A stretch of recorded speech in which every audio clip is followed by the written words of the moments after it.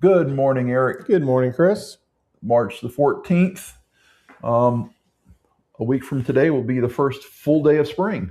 Wow. Okay, I did not know that. I think spring starts the 20th at like 6:03 p.m. or it's always some goofy time. Felt like summer this week. Yeah, it was in the 80s. It was like what? 86 one day. Was it? Yeah, 80. Yeah, and then I know it was like 78, 80 a couple days. Yep. And then the cold front came through and cooled it off a little bit. Got down to the 30s. Yep. And today we have a beautiful sunshine day. Yeah. So you doing okay today? I am doing fantastic. Exactly. I am too. Let's see. Subscribe, follow, engage. I throw that out there always up front. That's the thing that you're supposed to do when you're doing a podcast. And of course, we have merchandise. All those links are in there where you can accomplish any of that. We do like to get messages from our listeners. Yes. Stories, suggestions, or any content they feel like we should cover. Yeah. And we might. Yeah, we might. Yeah. Shout out to a few new listeners in the country of Italy. Yeah. I hadn't told you about that last time. No, you did not. Italy. There's, I don't know, it's about 7 or 8 countries outside of the U.S. so far. They're on my bucket list. They're number one. Oh, really? So, yeah. Sarah and I just watched Solo Mio last night. Solo Mio. What is that? It's you heard the Angel Network, Christian-based movie network. Mm-hmm. They've got it out. It's got Kevin James, my doppelganger, in it, and it takes place in Rome. So I thought there'd be more scenic cinematography to it to make it more enjoyable. That part was a little bit lacking, but it was okay. Can't say I resoundingly recommend the movie, but it wasn't bad. So. I remember when I was going to Greece in summer of 24, I met these 2 delightful ladies. They were from Fayetteville. We were waiting to get on the same flight and at the RDU, and they were going to Greece, Athens, like I was. But in striking up a conversation, they were also going to Rome and to Cyprus while they were in that area. And the flight from Athens to Rome is just, very, very short. Right. Thought that was interesting. I've never been to Italy at all, but I would go. Yeah. Took Italian for 2 years in college. Oh, did you? Can't speak very much of it, but see. Ciao. Yeah. Salute. I know very few words, but I recognize quite a bit of it. I did take 2 years. I took 2 years of Spanish, 1 year of Latin, and 2 years of Spanish. And I have a very sizable Spanish vocabulary, though I cannot speak the language. Yeah. I took 2 years of it in high school, Spanish, and then 2 years of Italian in college. Okay. Yeah. There's quite a few words that are similar enough to where you can pick it up. Gelato. Yeah. Gelato. Helado. Gelato. Yeah. Yep. One you pronounce the G, the other you don't. Yeah. Mainly I want to go for the history. There's so much history in. Yeah, for sure. Italy. Yeah. My daughter's been. Oh, yeah? Jackie's been. I have not. No. Maybe one day. Someday. Yeah. So, my number one. Which is I don't know your number one. Well, I have a fantasy number one and then a reality number one. My number one is the Faroe Islands. And I say they're hard to get to. Actually, technically not. If you can get to Copenhagen, which you can get to in 1 or 2 hops from here, then you can get a direct flight from Copenhagen. It is a Denmark territory, but then which is easier to get to overall and a lot less time would be Iceland, and so that's my reality. We talked about going there. Yeah. A friend of mine I work with just went there 2 years ago. So. Nice. Let's see here. What's going on with you? What's been happening this week? Just work. Nothing to brag about. Nothing to brag about. Same way. Well, I did. I've got a lot of tree work done. I've got some crepe myrtles trimmed over at my parents'. Very nice. I got 2 of the 4 crepe myrtles trimmed, and I've got as soon as I finish those other 2, I will be done with all the tree work I was going to do with my parents. And as you can see, the yard is greened up. It is. And at some point this week, I'm going to have to mow because I do have fertilizer down. So that rain we just had was very beneficial. You know, we were in a drought, or maybe still I are. didn't understand how that we could be. Well, that's we had so much snow. I just couldn't imagine. Yeah, but this is one thing you have to remember. 1 inch of snow equals 10 inches. No, 1 inch of rain equals 10 inches of snow. Oh, I didn't know that. Yeah. So, you know, Lauren said the same thing. She's like, how can we have a drought? You know, 10 inches of snow. I was like, well, that's only like getting 1 inch of rain. And we hadn't had rain in months or, you know, any significant. So, and this is how at first I didn't believe it when they said we're in a drought. But there's a place in my yard just out here that as much as we had in rain and then ice and snow, if we weren't in a drought, I wouldn't have been able to drive across it with my tractor. And I drove across it with my tractor, no issues. It threw up a little bit of muddy water, but it didn't like make any ruts. Gotcha. Whereas like April or May and there's been tons of rain, I go through there, I would have got, you know, 8-inch ruts. So that rain that we got on Thursday was much needed, and it was a nice little cool front with it. Yeah. So yeah, not much going on here other than just same way as you, different kind of work, but work. Yep. Good deal. Well, we got some celebrity birthdays today, and we actually have some people that we consider celebrities. Yeah. We got North Carolina native NBA star Steph Curry. I didn't know he was from North Carolina. Yeah. No, he was born in Akron, Ohio. Well, he's North Carolina. That's North Carolina. Akron, Ohio. We're first in flight. In birthplace, first. No. Okay, not North Carolina. I said that wrong. He went to Davidson. Okay. Right? Yep. His father played for the Hornets. Yep. So we claim him. His brother plays NBA too. And he lives in Charlotte. There you go. Area. Yeah. What was his brother's name? Seth. Yeah, Seth. That's right. Seth Curry. Yep. Oh. And he's a 4-time NBA champ, 2-time MVP. Mm-hmm. He's a Christian. He's an avid golfer. Yes. At one, I think he had the most 3-pointers in a single season with 402 3-pointers. Yep. In 2015 to 2016. He is a shooting machine, like his father was. Yep. Yep. Yeah, his dad was. Yeah, he was. He had some sort of record as well. I think. Mm-hmm. I can't remember. Yeah, his son has surpassed him, but his father was very serviceable and had a great shot for sure. His son just kind of took that to a different level. Yeah. Albert Einstein was born on this day in 1879. Yep. German theoretical physicist. Yeah. Theory of relativity. Yeah. Yeah. Kind of like his hair. Did you know he didn't win the Nobel Prize for that theory? No, he did not. He did not. Yeah. You did win a Nobel Prize. Yes, but not for that. But not for that. Something's theoretical physics or something. I don't know. Did you know that he didn't like to wear socks? I did not know that. Yep. Thought that was unnecessary. Pretty much only wore sandals. I heard I can't remember who it was. There was someone on Chris and Chris. They were talking about this week about an actor on TV and she doesn't wear socks, or a friend of his or someone. I can't remember.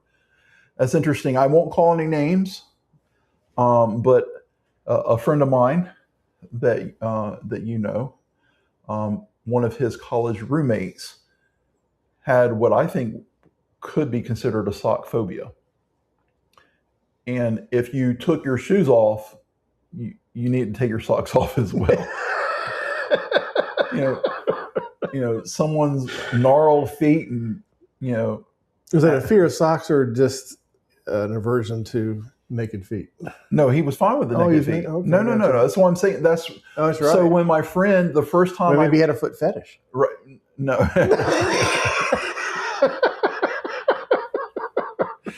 No, he was just.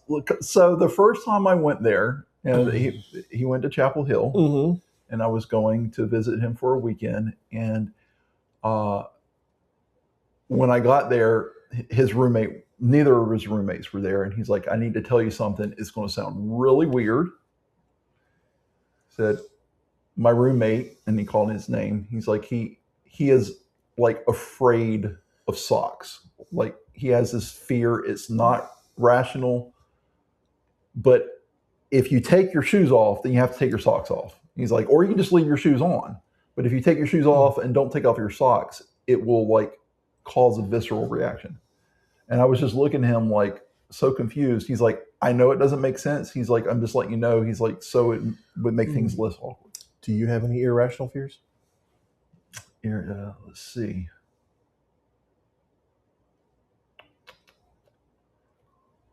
No, I can't think that I do. I have an irrational fear of raccoons. Yeah, I know you do. You tell me about that. They don't scare me. No. I think they're evil. I would not want to corner one because they are quite strong. Mm-hmm. Smart. Have evil. Very strong teeth. Albert Einstein also liked to sail and could not swim. Oh, okay. Yeah. Interesting.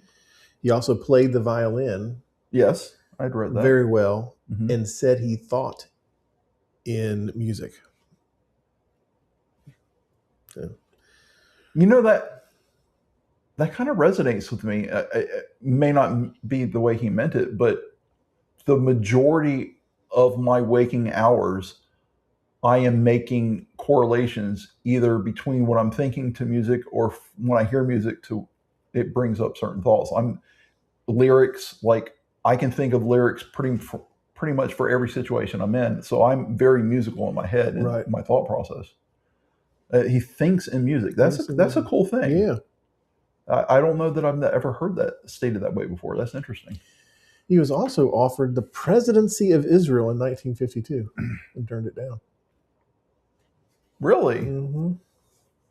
That is bizarre. I thought that was very odd too, because he's German. Right. Is he? Yeah. Einstein? Mm-hmm. He was born in Ulm, Germany, or German Empire. Oh. Well, I knew he was born in Germany, but I didn't know if he was like of Jewish descent. It must be. I mean, obviously. I mean, I would assume so since they offered him that. Mm-hmm. He also didn't talk until he was 4. Yes. Yeah. That's a sign. That's the reason why Lincoln is so smart. Yeah. He didn't talk until he was like 3.5. Might have a young Einstein. Yep. Okay. Simone Biles, the prettiest smile in gymnastics, in my opinion. She's a lovely young lady. Indeed. She's also from Ohio, Columbus. Yeah, Columbus. Mm-hmm. She has won 37 plus world and Olympic medals. Wow. She has dual citizenship with Belize. I did not know that. Huh. And she's the first American with holding a world record for vault, beam, floor, and bar, and all around. Wow. So I remember watching her well-rounded the first time, and I had not seen her before the Olympics. Right. Other than them building up on commercials and stuff about it. But I was impressed. Isn't she married to somebody like a football star or? Let's see. Jonathan Owens. Yeah, Jonathan Owens. They got married in 23. Yep. Sure enough. I don't know who he plays for. Do you? No, I don't. No offense, Mr. Owens. Who else do we have here? This guy's face looks familiar, but I do not know him. I don't know him. Daniel Giles, he's 50. Yeah. And then we got the Sir Michael Caine. Sir Michael Caine. 93 today. Yep. He original name was Maurice Micklewhite. I knew it was a funny sounding name. Mm-hmm. I just didn't remember what it was. That's interesting. Born in London. Mm-hmm. Here's an interesting fact. Between 1960 and 2000, he was nominated for an Oscar in every decade. Wow. Okay. That's pretty amazing. Yeah, a long career for sure. Yeah. He's got an interesting hobby. What's that? He's a basket weaver. Underwater? I don't. Oh, okay. Am I saying no? I don't know. My age with that one. Probably people today don't use that expression. But Christopher Nolan used him in some of his top films. Mm-hmm. He used Batman. He was in Dark Knight. Yep. Mm-hmm. Inception. Mm-hmm. Prestige. Mm-hmm. And one other, Interstellar. Okay. Yeah. I've always liked him. I've always liked Michael Caine. Fine actor for sure. My favorite film is, I don't know. He's been in a lot of good films. I did like The Dark Knight.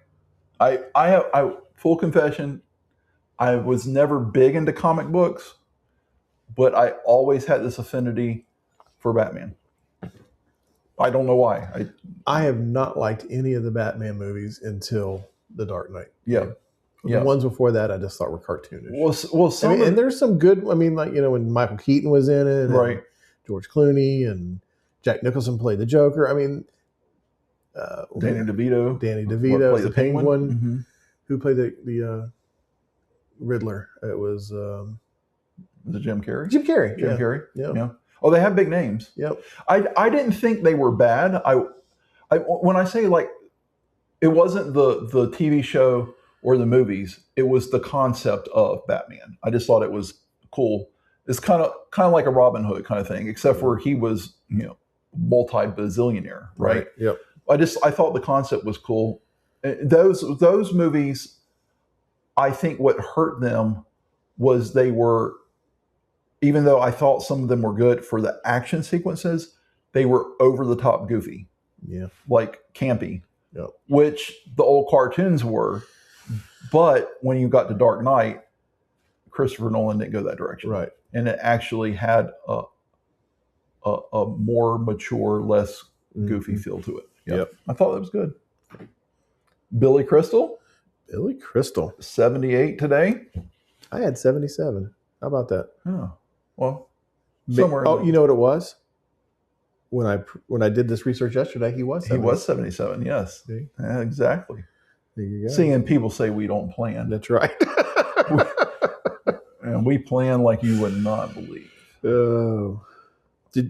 Billy Crystal had, Billie Holiday? Yeah. She was his babysitter. Really? How about that? That is a very interesting tidbit.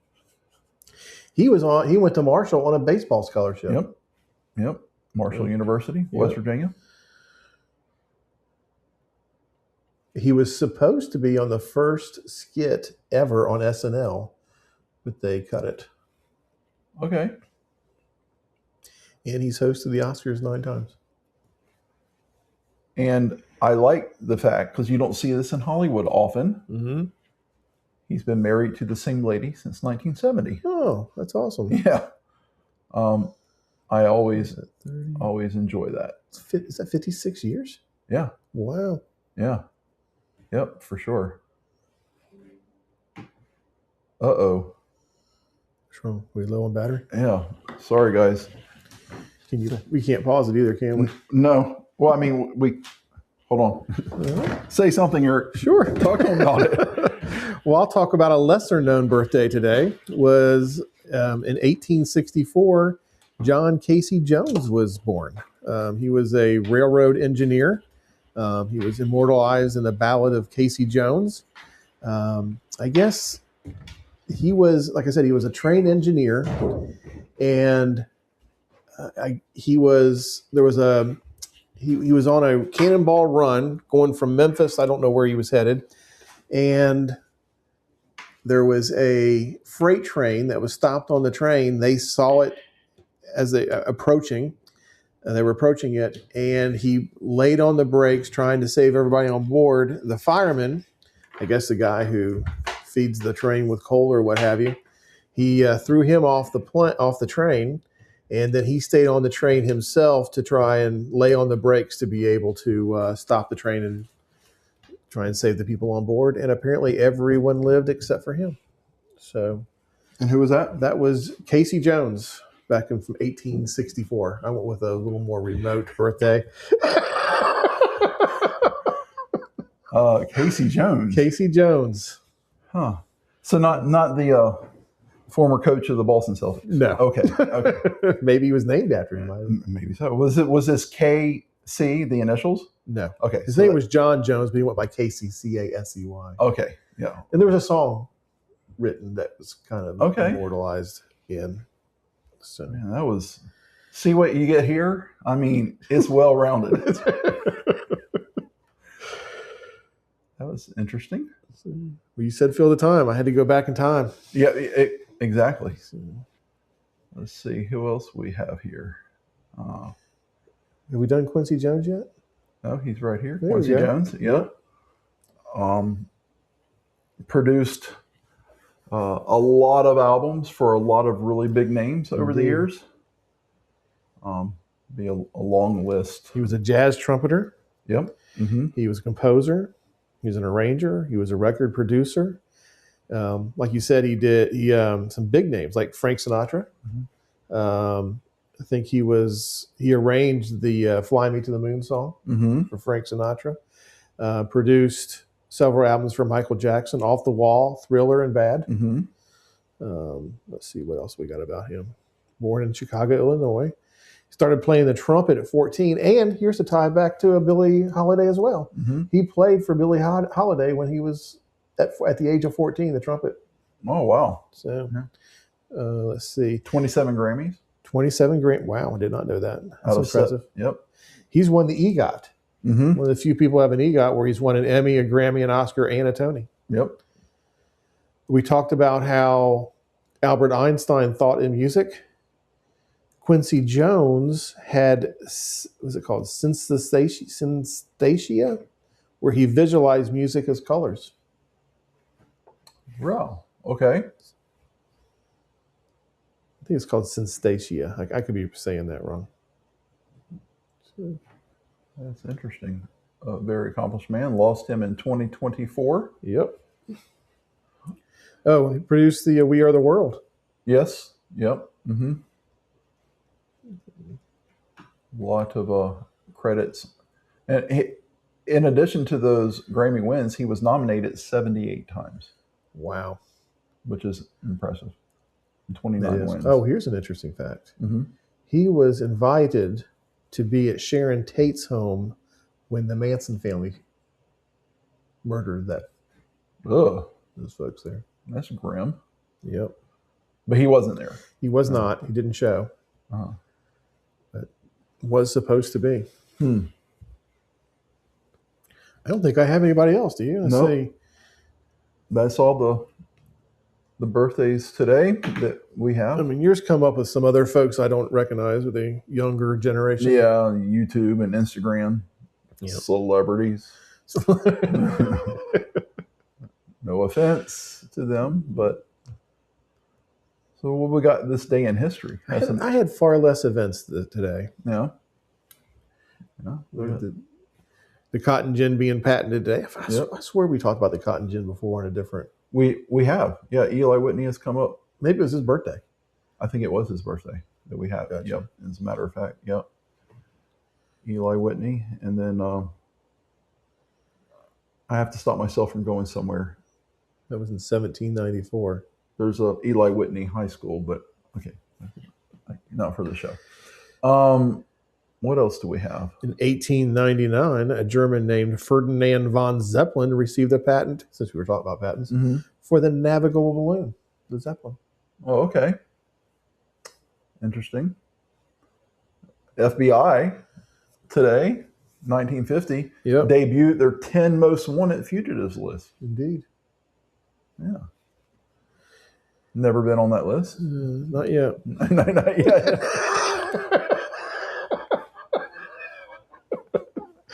It's a bucket list. It's a bucket list.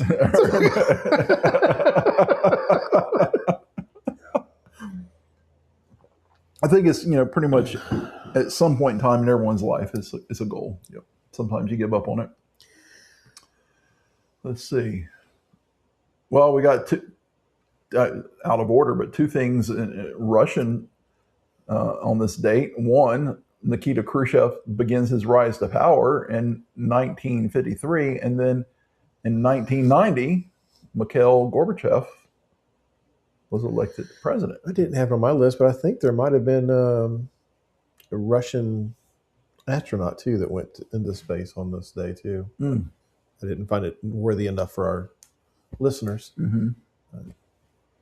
First gold record, so we were talking about Quincy Jones earlier, the first gold record ever by the RIAA was awarded on this date in 1958 to Perry Como. For Catch a Falling Star. Yeah. I'm not sure I'm familiar with it. You would know if you heard it. Gotcha. I mean, you've heard it before. I mean, you know Perry Como. I do know Perry Como. Of course I know Perry Como. Yeah. Amazing voice. My mother's favorite from that era. My mom was Frank. Yeah. In 1900, the U.S. currency goes on the gold standard after the Congress passed the Currency Act. 1900. 1900. Wow. Okay. Sadly, we are not on it any longer. No. I didn't realize it was that long. Okay. That's when we went on it. I don't know when we went off it. I can't recall. Was it Coolidge? I can't remember. Must have been in the 30s if that was the case. I don't remember either. 1964, Jack Ruby was sentenced to death for murdering Lee Harvey Oswald. When I was reading through these, and Lauren said, I don't understand or any of the words coming out of your mouth. I was like, you know who Lee Harvey Oswald? And she goes, yeah, didn't he kill President Lincoln? But in fairness, usually they give all three names with situations like that. So you hear the John Wilkes Booth, Lee Harvey Oswald. It's got a similar kind of flow. He did kill a president. Yeah. So. And then 3 years later, JFK's body was moved to its permanent gravesite there in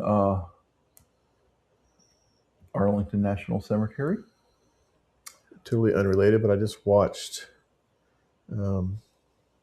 a video. It wasn't a documentary. It wasn't a full thing about JFK Jr.'s when he crashed his airplane.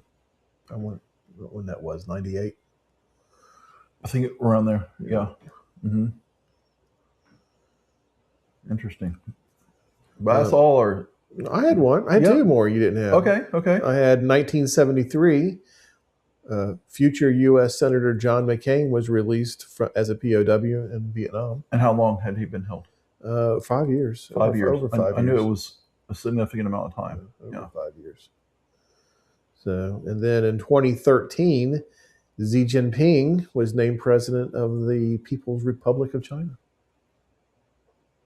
So, Xi Jinping. Jinping. Cool deal. That's all I got. That's it. This day in history.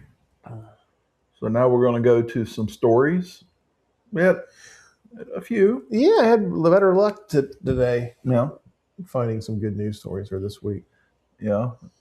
I have a harder time finding ones that feel neutral. I guess I could, if I saw some that I liked how it read, I could just make it neutral by how I presented it. I should try that. But I'll start off here with this. I'm not going to read the whole thing, but I just thought it was a neat little experiment. A young boy in the Bahamas threw a message in a bottle and just threw it out to sea. And then almost a year later to the date, a mom and her son were out perusing the beach in Portugal, close to Porto.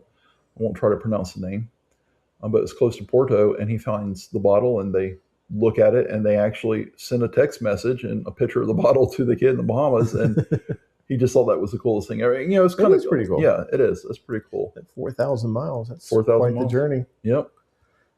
Do you ever do anything like that when you were a kid? That's littering. I don't encourage it. I did it with glass and not plastic, even though I do hate turtles. No, I'm joking. I did, but the funny, who knows where it went. I was on Peanut Island, which is a man-made island from dredging the port of Palm Beach. And where I lived in Riviera Beach, I could swim or take a little dinghy over to it. And there I found a bottle, and we were on a little fishing boat. There was a pencil and paper, and I wrote a note and threw it in there and threw it out as hard as I could towards the exit of the port. It may have never left the intercoastal. I have no idea. But I did that, and I put my name and my phone number, my address. So my sister used to be a teacher in Cincinnati, Ohio, where actually she taught in Kettering, Ohio. And one of their field trips every year would be to go and capture monarch butterflies and then tag them and release them. And one of the butterflies that they had tagged in Ohio was found in Mexico. Well, I know they migrate, but I thought that's pretty amazing. Yeah, it is. Yeah. Out of the millions of butterflies that somebody else captured and was able to track it back. So. It's interesting too about that. They only go to that one spot. Yeah. Like, how do they know? But there's no God. That's it just happens. Some little worm that turns into a insect that flies just goes back to the same place. Yeah. That's pretty incredible. That's cool. And how did they like scan all the ones that they found there and put it into a database, or how did they find out that it? I guess it's not uncommon for butterflies to be caught, tagged to try and track their migration in both areas. But of the billions of them, just the fact that I just find that is cool. That one, it made it, and two, it was also captured. Right. And tracked. That is very cool. You mentioned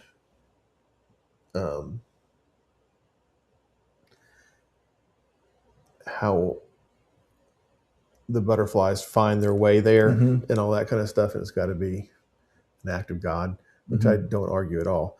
But it reminded me of another story I read about Albert Einstein. When he was like 5 years old, his dad gave him a compass. And that's when he became obsessed with invisible forces affecting things. Right. And that's why he went into physics. Okay. Just from a compass. How invisible forces affect that needle, and he wanted to understand it. Right. And I thought that was interesting too. Well, what else do we have? I had a good story about a elderly. So there's a man who delivered food for DoorDash. A woman's husband ordered Starbucks for their daughter, which she was kind of annoyed at. They were only supposed to do that on special occasions. And so she saw it on a Ring camera, came up that somebody was bringing coffee to their house. And at first she was annoyed by it because she didn't think her husband should have ordered it. But in the doorbell, she noticed that it was a 78-year-old man who was just struggling climbing their stairs to deliver this coffee. And she was kind of moved by that.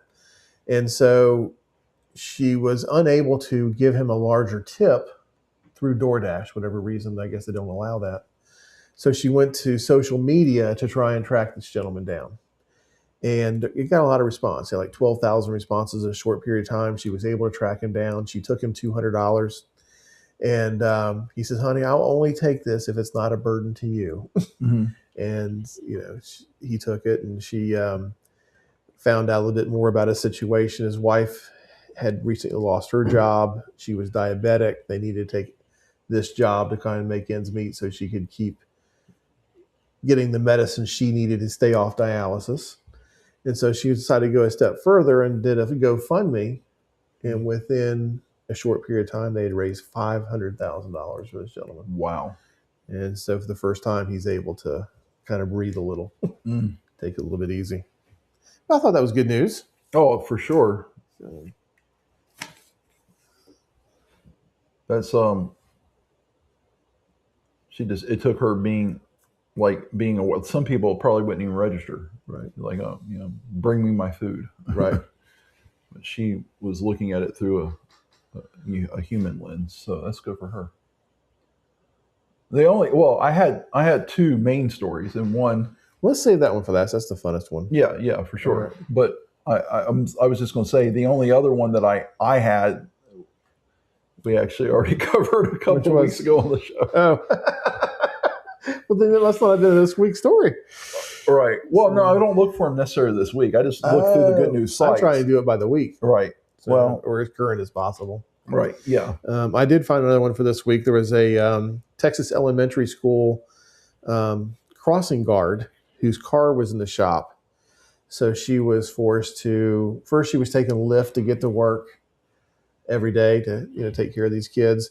And then she couldn't afford that. So she started riding the bus. And anyway, some fathers got word of this. Mm-hmm. And he went to social media, or it was still local. So maybe it was like My Neighborhood or neighborhood.com or whatever, and brought some attention to the matter. And then several other fathers pooled some money and was able to buy her a car.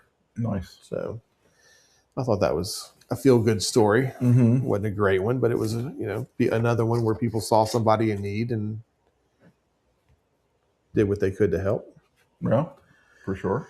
And then the other good news story that I had was about a missing dog in Texas who was missing for 2 years.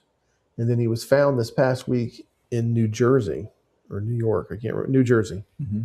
By somebody reported a dog. It was wandering around a mall, which I didn't know malls existed anymore.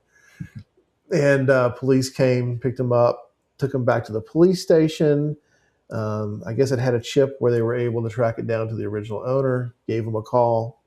They were, gobsmacked that it was 1,300 miles away. Wow. But had pretty much given up on the dog. And when, said they would fly out, was going to be there in 2 days, the police decided they didn't want to take this young dog to, I don't know how young it was, but this dog to the pound. Mm-hmm. So they took turns taking care of it, walking and feeding it, buying it toys while it was at the police station. And then was reunited with the original owner. Is it about ending like Old Yeller? I hope it didn't end like Old Yeller. So, yeah, that's neat. I'm sure you've seen the same stories too, where dogs somehow got separated from their owner and then found their way home. I'm curious how this dog ended up from Texas to New England. Yeah, that's whenever someone found it on the road and took it and then set it out. I mean, it didn't just walk there. That was kind of what I thought. Yeah. Maybe a trucker saw it wandering and put it in his cab to take care of it, and then it got away again. I don't know. That was the story I made up in my mind. Well, it's kind of like Bella. She was found sitting at a former dog of mine that Eric knows who I'm talking about. She was found just sitting in front of a Harris Teeter grocery store. And the guy is like, he ran a rescue. Right. He went and checked her out, and he's like, this dog is in really good health. She's bathed, her nails are trimmed. He took her to the vet. Like she was, heartworm negative, currently well taken care of. He put up all these ads at the grocery store and the neighborhood surrounding it. And his policy was after 2 months, if he didn't get a response, then he put the dog up for adoption. And 2 months later, he had not heard anything. And it was, I had her for 10 and a half years. Yeah. So she lived to about 12. And like, how does a dog... Boxer pit? To pit, pit mix. Mm-hmm. How does a dog that's in that good a shape clearly have been maintained, fed, medicated, all the stuff, and then like nobody's looking for her? Right. And he came up with a theory that, maybe some people moved and she got away from them. They couldn't find her, but they were on a schedule. Right. There's no way to know, but yeah, I mean, it's, how does a dog end up that far away from home? Who knows? She could have been from, Iowa. Right. I don't know. But there she was sitting in front of a Harris Teeter in Burlington, North Carolina. So, So we got our last story here. Yeah. We got no story. We're way ahead of schedule too, aren't we? We must be rambling less. Oh, we can change that.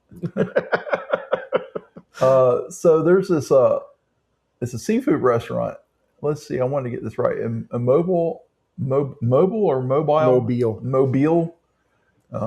Alabama. Yep.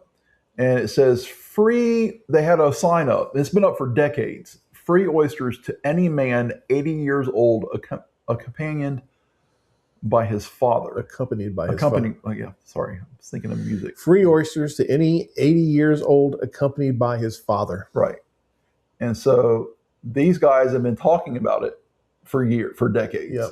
Because they've been going there, and they had a goal that they were going to make it. And so they did. When the son turned 80, the father was 99, and they went there and they got the free oysters. Yep. But it wasn't just the two of them, right? It was family and friends. They made well, they had heard about it. And like you said, they've been tracking it for decades. Uh-huh. They both were in good health, thought there was a chance it might happen.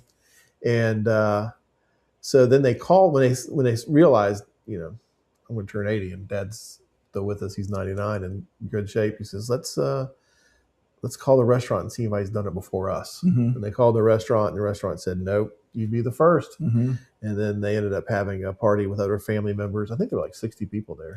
Yeah, they said it was a full room of friends, shared memories, and yes, oysters on the house. Really? Because they were only supposed to give away a dozen. I'm thinking dozen doesn't go very far when there's 60 people.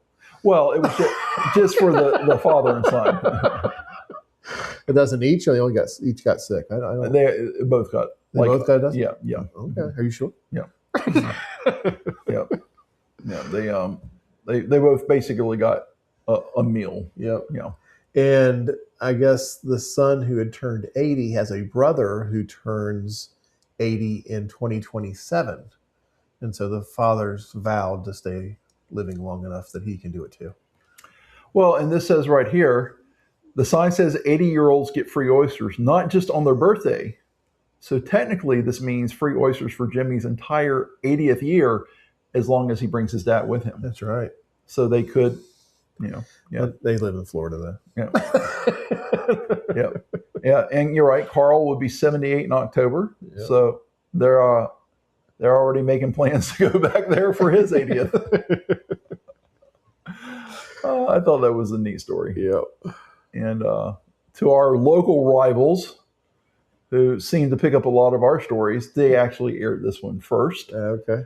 And the main host mentioned that he thought they looked pretty good for it. And honestly, you can tell the father is older, and he is only 19 years older. That's not a huge age difference. Do we know this was taken when they cashed in? Yeah. Mm-hmm. We do. Yep. Yep. Yeah, because they're at the restaurant in this picture. Well, they frequented it for decades. Mm-hmm. Yep. So pretty cool deal. Really good. They look really good. Mm-hmm. Hope they look that good at 100. Yeah. Or 99. I was trying. I don't want to bring up Betty White. Well, we should every episode. But it's we should every. It's a national treasure. It is, but the reason why, a lot of people speculated when Dick Van Dyke turned 100, like people were like, why didn't CBS plan something and do a big to-do? Right. And while no one has gone on record officially saying this, the belief is because they did that for Betty White. They promoted it. They had this big special. They had it planned. They were, running ads on TV and other media, and then like she died a day before her 100th birthday or something like that. I think they still do it. Mm-hmm. They just don't promote it like they did then. Right. And if they happen to pass before, you can still do it. Then you have it in memoriam. Right. Exactly. Yeah. That's what I was thinking. To that person. Because Dick Van Dyke is, he like 8 decades or something. Yeah. 9 decades. There should have been something. And he is still alive, right. And he's 100. Yeah. So, yes, you said Betty. We should mention Betty White on every episode. Betty White segment. Yeah, we should have the Betty White's Corner, a national treasure for sure. And you don't have to bring it up again, the whole Will Shatner thing. But remember, I told you he's releasing an album, and that's not a joke. Isn't it? Yeah, it's like you said he was like a headbanging out, it's hard rock or... He's doing covers with prominent metal bands like playing, and then he's singing like their songs, but it's a whole album's worth. My wife mentioned to me last night that he fell off a horse and was just like this past week. And he's what, 94 or something? Yeah, 90s. Yeah. And broke his arm and was in the hospital getting that reset. But maybe speaking of Mr. Shatner, that was a cover story. He was probably on stage and decided to crowd surf and jumped off. That's what I'm going to go with. That's a story you made up in your mind. Yeah. Because riding a horse at 94 is not dramatic enough. Well, I mean, he lives on a farm. Yeah. Or a ranch, I should say. Sure. Yeah. You got any ERO stuff for us? Ooh, Lord. No, but I do. You mentioned earlier, what did I do this past week? And I did think of this after the fact. I think I've mentioned to you, I've had issues in my basement with the plumbing that I've been dealing with for like 5 months. And I had cast iron pipes underneath the concrete floor in my basement that had been compromised with roots from a tree. And once roots get into the pipe's compromised, so it really needs to be replaced. Or lined, which I found out later. Now there is ways to line the existing pipe. But Roto-Rooter had come out, helped me diagnose the problem, scoped it, told me that insurance would cover exposing the pipes. I would have to pay for replacing them. Okay. So they jackhammered up the floors, exposed the pipe, did some water mitigation. And then I paid to have the pipes replaced throughout the whole house. And then they came back and relayed the concrete.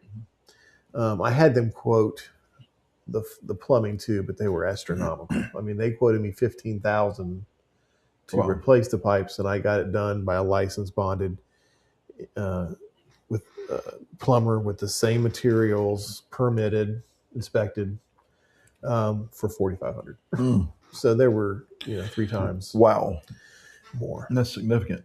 So they did a really poor job of putting the concrete back. It made it very the floor unlevel, so that I couldn't move forward with the flooring project. And when they came to replace the shower bit, the bed of the shower,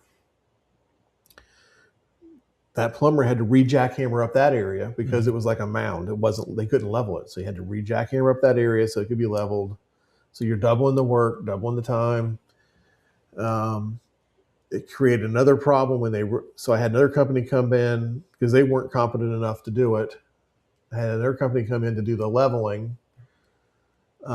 When they leveled it, it raised the floor just enough. In one of the rooms that was affected was my exercise room that has sliding glass mirrored doors in the closet, the length of the entire room.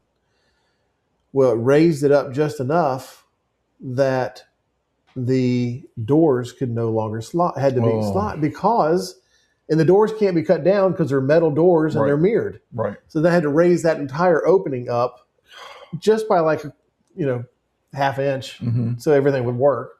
So that added more time and work.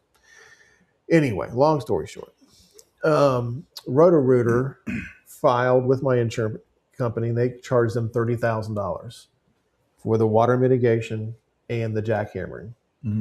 My insurance company thought it was worth $20,000, so they only paid them $20,000. Roto-Rooter started coming after me for the difference, and that would just happened about a week and a half ago. So they're trying to get another $10,000 out of me. Now, I'm a man who pays for what he owes. I did technically hire Roto-Rooter. I did verify that they were a approved vendor with my insurance company ahead of time. But I don't know, because I don't do jackhammering every day, whether what they charged was reasonable to my insurance company and my insurance company wasn't paying enough, or if they were overbilling for work. And of course, insurance company says they're overbilling. Roto-Rooter is saying we're charging the industry standard. Right. My insurance company would not provide what information they were looking at to make them feel like they were overcharging. In my mind, I suspected they were because of what quote I got back on the plumbing. But I don't know. So my point, I was going to hire or try and find other companies that did the jackhammering work to have them come out, give me a price, see if it was in line. But trying to find contractors to come out to quote on work that's already done, they don't really get anything. So what's their motivation to do that? So I was, that had dragged on about a week and a half. And then Roto-Rooter sent me an email saying they were going to sue me by Friday, which was this past Friday, if I didn't come to payment in full. I didn't think that was reasonable. In their mind, they waited almost 5 months because my insurance company drug it out. But I needed time to figure out who's really at fault so I could figure out how I was going to respond. Do I report my insurance company or do I report Roto-Rooter? Who do I fight?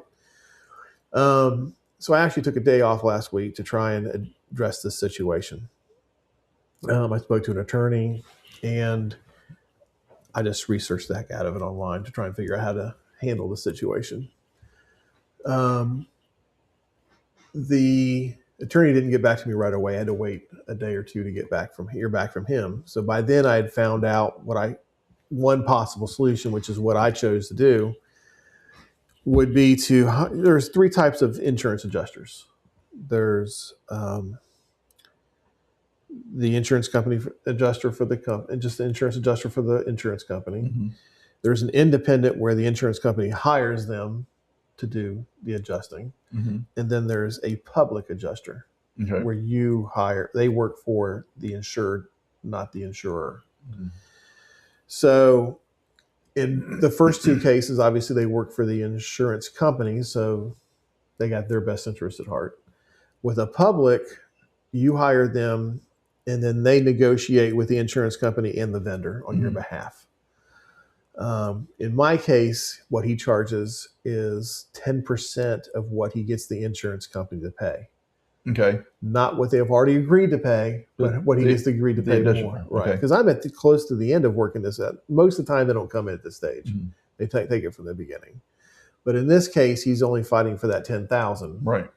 If he were to convince my insurance company to pay the $10,000, then I'll owe him $1,000. And the other thing is, I think he'll be able to find out what the insurance company is basing their information on. So where my insurance company would have only shared that information with Roto-Rooter if they were sued. So I think he'll get that information, which will help me figure out who really is at fault. So, and then, I think they'll probably negotiate with Roto-Rooter, maybe get theirs down a little bit, get insurance company a little bit more. And then, if there is still a difference, then I'll have to pay less. And the big thing is it also bought me some time with Roto-Rooter to try and get this information, where instead of them suing me on Friday, so you got some heat off of that situation. So in the future, after talking to the attorney, when I signed the contract with Roto-Rooter, it does specifically say in there that if the insurance company doesn't cover the difference, I'm responsible for it. I should not have signed that probably. Right. And I should have gotten a quote up front from Roto-Rooter for what they would charge for that work.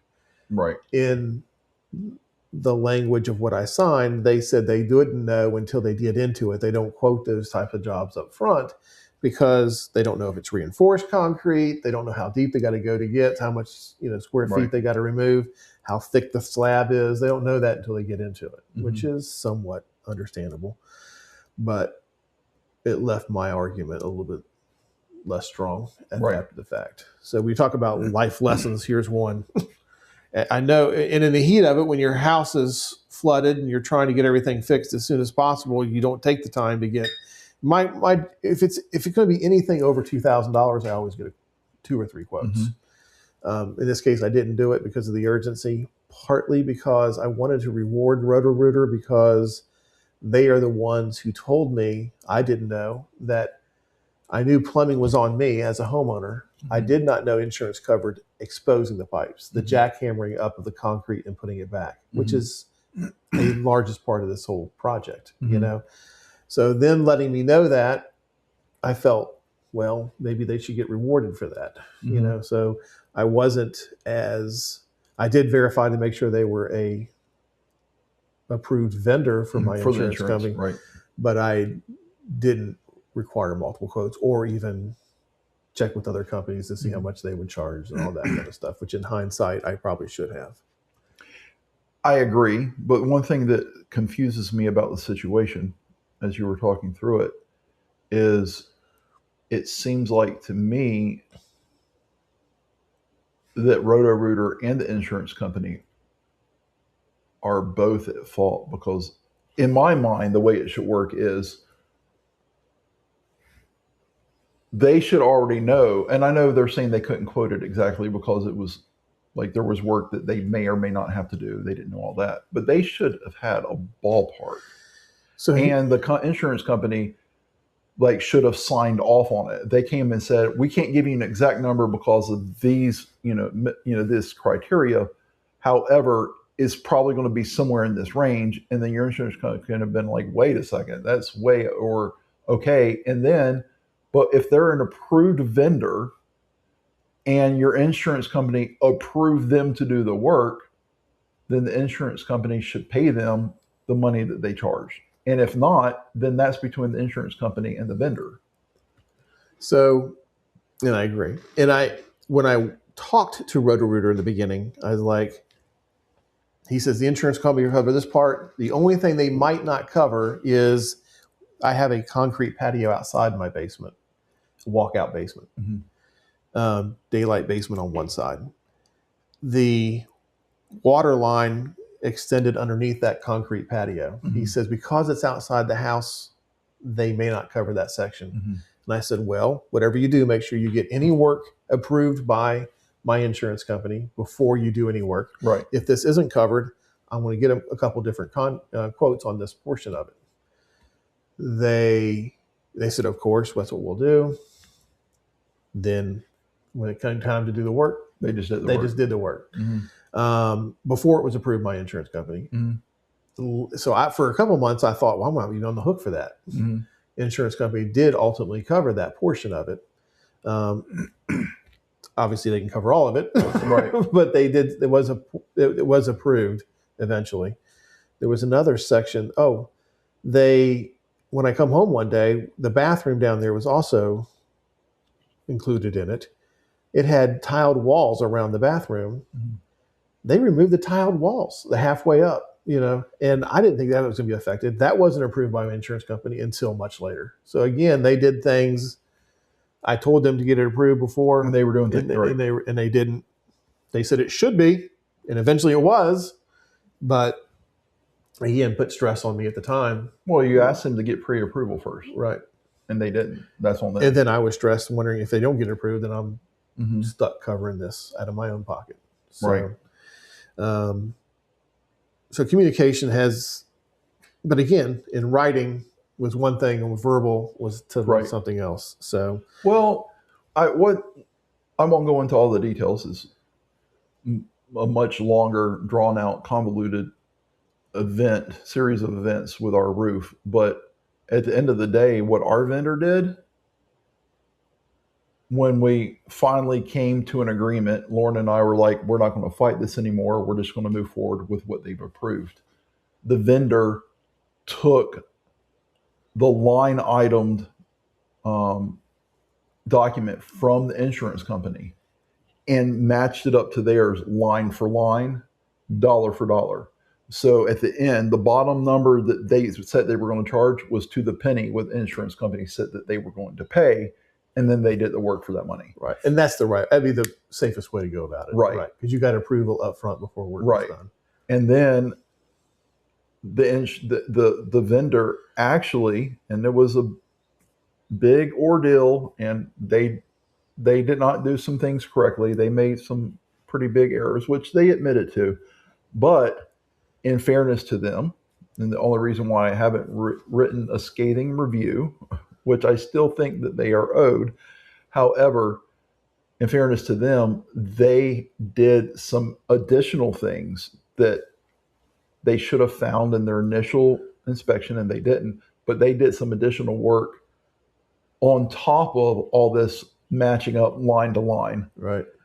That was pretty significant. Like, I would say they probably had $3,000 to $5,000 worth of material.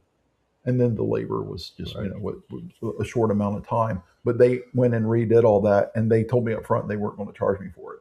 Right. So it sounds like to me, yes, it is in the contract saying that you'll pay for anything over, but that's really kind of weird, because like, how many times have you gone to the doctor and even if it was just a doctor's office, or you had an X-ray or a procedure or whatever, and it'll say, $638, and then it'll say, $438 allowed by insurance. So they just knock off that $200, right? And then you got your $20 copay, and then they only paid, $338, and so you owe $80, right? And then you get a bill for that. That I can see, but they, there was that discounted to get it more in line with what the insurance was willing to pay. It's a good analogy, because that's one of the few industries that you don't know what you're going to pay up front. You can ask them when you go in, how much you're going to charge for this procedure. We don't know, because they charge different for different vendors, for different insurance companies. It's very convoluted. Right, it is. But here's the other wrinkle with mine. So apparently, Roto-Rooter uses Xactimate to calculate what they charge insurance companies, which apparently is more common for most insurance companies use that same estimating software, where Roto-Rooter uses something different. And the two don't match, and I think that's where the disconnect is. And my attorney that I finally talked to, or the attorney I talked to, finally said, well, that's probably Liberty, my insurance company's purposely uses one that's less obscure to give them more wiggle room.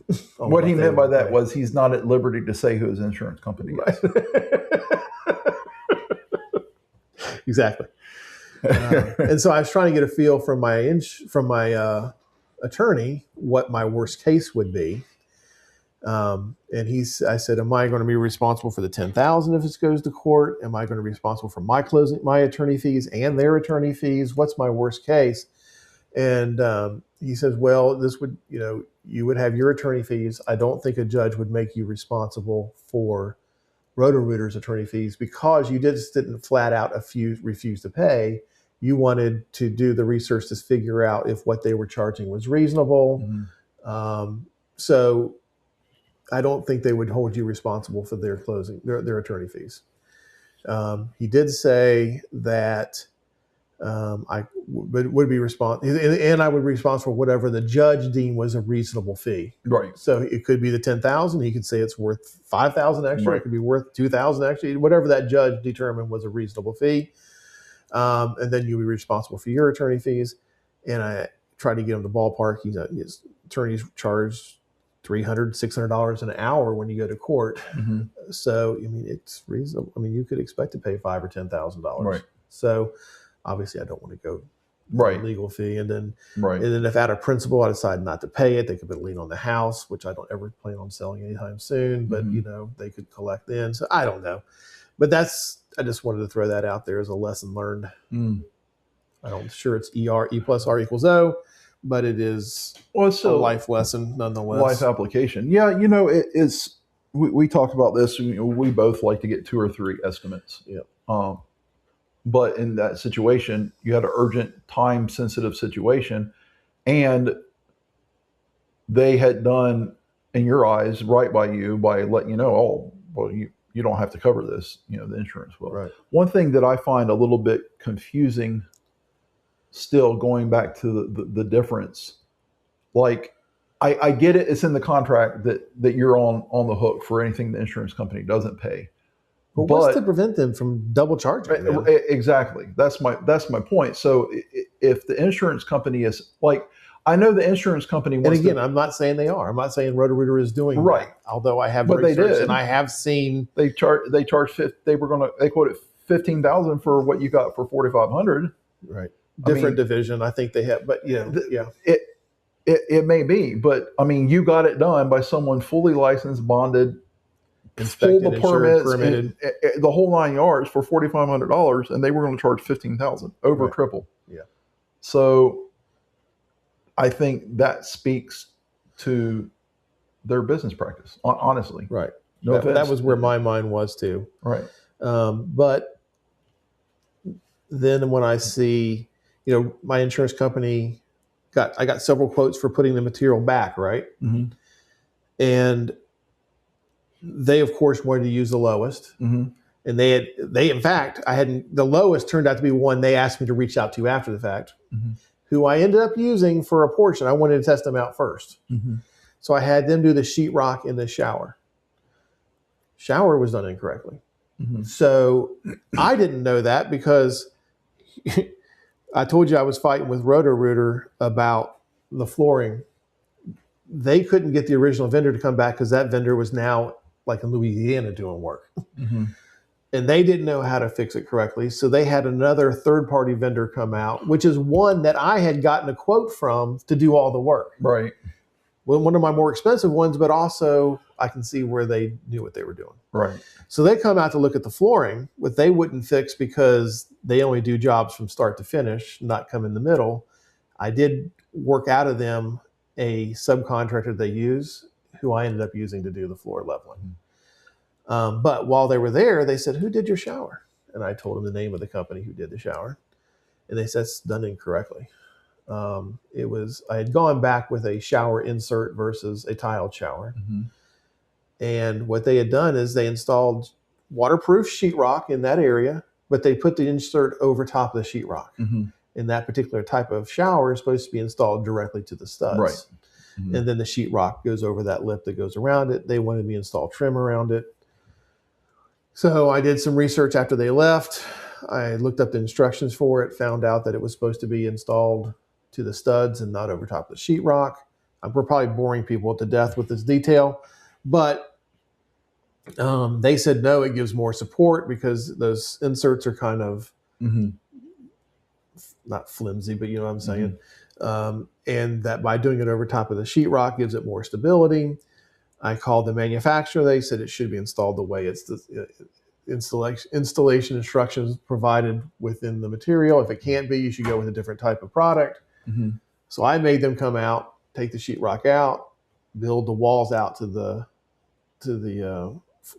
pan, the shower pan, reinstall the sheetrock. Install the shower wall, surround walls, and then sheetrock, re-sheetrock around it. So I made them do, which is prolonged things too, but again, totally different vendor than Roto-Rooter. Right.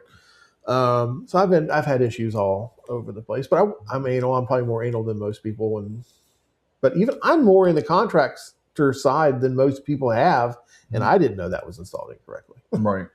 Until it was pointed out to me by somebody else. But my long story short is, yes, I used a less expensive vendor because that's what my insurance company wanted to be used. I lost. Right. They jackhammered up that floor to make it level. They didn't charge me extra for that, so I was thankful for that. They did come back and make it right after I told them what needed to be done. So I can't fault them for that. But you just gotta be careful these days. Right. Yeah. I know some insurance companies will have, so with our roof situation, I could have called the insurance company and said, I have a problem with the roof. Didn't know we had one until we had it inspected after a hailstorm. But I could have called and said, we have a problem with the roof. And I'm sure they have a list of pre-approved contractors to use. You would think most insurance companies would vet the contractors to make sure they're doing fair and good work, because at the end of the day, they may want it done as cheap as possible, but they want it done right, because if not, it's going to cost them much more in the long run. Right. And it's interesting to me that, and I almost said State Farm. I won't say State Farm, but my insurance company said I could go out and get quotes, that they could give me their pre-approved list, but I could also go out and get quotes and give to them. I already had someone that had found the damage, that inspected the roof, and so that's the way I went. But the way it was handled was that, because I asked specifically, I was like, what if you say it's going to be, $45,000 and the insurance company says we'll only pay for $35,000 or whatever. And they said we would have that all agreed upon before we ever started the work. So in other words, if they said 45 and the insurance company said we'll pay 35, then we're going to go back to the drawing board. And then, like, are you willing to come out 10,000 out of pocket? Right. If not, then go back to the insurance company. And so all that had to be agreed on and signed to before the work started. Right. And so without going to all the details, they were not willing to replace the entire roof, only portions of the roof. And like I said, when they came back and said, okay, we will pay this amount of money for it, the vendor basically said, okay, we'll line it up penny for penny. And so I'm sure they still made money because they wouldn't want to have lost money. But at the end of the day, they were willing to do that so that when it was done, everything was even. Right. So yeah, I mean, it is in your situation a little different because I couldn't use any shower. I couldn't use any toilet because all the wastewater went through that pipe that now was compromised. Mm-hmm. So, but that's one of those things you got to, like you said, it's a life lesson. You got to keep those things in mind. But that's not always easy. I mean, it's easy to hindsight, right? Yep. And it's easy to talk about it now. But when you're in the heat of the moment, urgent or not, but even more so when it's an urgent situation and it's time sensitive, I mean, it's totally normal and plausible to not even think of things like that. Right. So. And you think Roto-Rooter, national company. Right. Experience working with insurance companies, blah, blah, blah, blah. But, right. And you got the salesman there is telling you what you want to hear versus what you signed. Right. So you got to take the time to read what you're signing too. Lesson learned. Yep. Sure enough. But the fact that, now we'll see how this works out, but I am encouraged by the potential solution of finding a public adjuster. So, but that's interesting. A public, is that like they're a third party person that you hire? Yeah, they're a third party insurance adjuster and they work on your behalf. They work on my behalf with both the vendor and my insurance company. Mm. Yeah, I wish I had done something like that because my insurance company, I'm not going to say that I would have never got what I believe I was paying for my insurance for. Maybe eventually they would have just given up and, 3, 4, 5 years later been like, okay, let's just do it to get rid of this guy. At the end of the day, I just didn't have, I lost, and it's not like me. No. I usually stick with something, but I lost the will to continue. Right. They just beat you down so much. And then, the way they talked to me on the phone, they were acting like, I was stupid and that, everything was on me. This public adjuster I hired seems very knowledgeable. This is another caveat I didn't share. My insurance adjuster with the insurance company was clearly new. Mm-hmm. She, very new on the job. Mm-hmm. So that's why I also question, mm-hmm. is it my insurance company underpaying because she doesn't know well enough? But that's possible, but you still have to go back to that 4,500 versus 15,000. Right. I mean, that, to me, that speaks volumes. Yeah. Kind of where I was too. Okay, well, we are at the end. Thank you for listening. For our international, we love all of our listeners, right? But I have to admit, like I've said before, it's exciting to me when I go and look at the analytics and there's these different countries just popping up. Mm-hmm. And some of them, it may just be one listener. Some maybe, it doesn't tell you how many, it tells you a percentage. Right. But if it's 1.8%, probably, just a handful of people. But nonetheless, thank you. It's really cool to know there are people throughout the world that are listening to us ramble. Indeed. So follow, share if you want to. Share stories. Share stories. Yeah. Email, reach out on social media and tell us about stories. those are always going to get a priority if they mesh in with what we're looking for. If we care about what you're talking about. Yeah, if we care about what you're talking about. But yeah, so thank you for hanging out with us. We appreciate it, and we will see you next time.